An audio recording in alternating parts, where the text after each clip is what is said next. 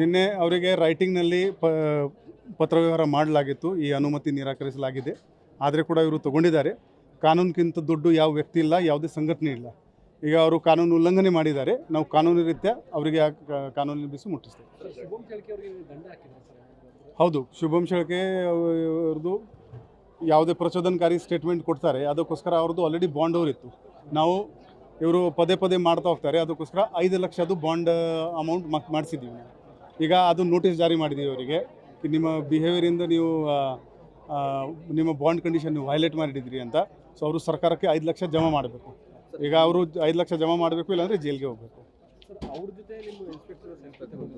ಅದು ಏನು ಬ್ಯಾಕ್ಗ್ರೌಂಡ್ ಇದೆ ಸ್ವಲ್ಪ ತಿಳ್ಕೊಬೇಕು. ನಾನು ಐ ಕ್ಯಾನಾಟ್ ರಿಯಾಕ್ಟ್ ಇಮಿಡಿಯೇಟ್ಲಿ. ಒಂದು ನ್ಯೂಸ್ ಐಟಮ್ ನೋಡಿಕೊಂಡು ಏನು ಕಾರಣ ಇತ್ತು, ಏನಿದು ಎಲ್ಲ ವಿಚಾರಣೆ ಡೀಟೇಲ್ ವಿಚಾರಣೆ ಮಾಡ್ತೀವಿ.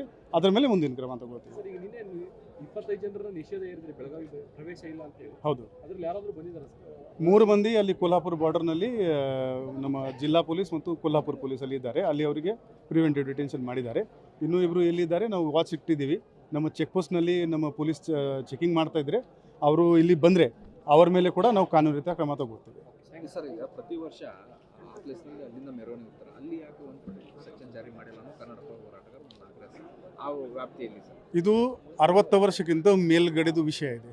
ಇದಕ್ಕೆ ಈ ಥರ ಒನ್ ಸ್ಟಾಪ್ ಸೊಲ್ಯೂಷನ್ ಇಲ್ಲ. ಇದಕ್ಕೆ ನಾವು ಪ್ರೊಲಾಂಗ್ ಸೊಲ್ಯೂಷನ್, ಇದರಲ್ಲಿ ಸರ್ಕಾರ ಇನ್ವಾಲ್ವ್ ಇದೆ, ಕೇಂದ್ರ ಸರ್ಕಾರ ಇನ್ವಾಲ್ವ್ ಇದೆ, ಮಾನ್ಯ ಹೈಕೋರ್ಟ್ನಲ್ಲಿ ಕೂಡ ಅದು ಪಿಟಿಷನ್ ಹೋಗಿದೆ. ಸಾಕಷ್ಟು ವಿಚಾರಗಳು ಇದೆ. ಎಲ್ಲರಿಗೂ ನಾವು ಒಪಿನಿಯನ್ ತಗೊಂಡು ಮುಂದಿನ ಕ್ರಮ ತಗೊಳ್ತೀವಿ.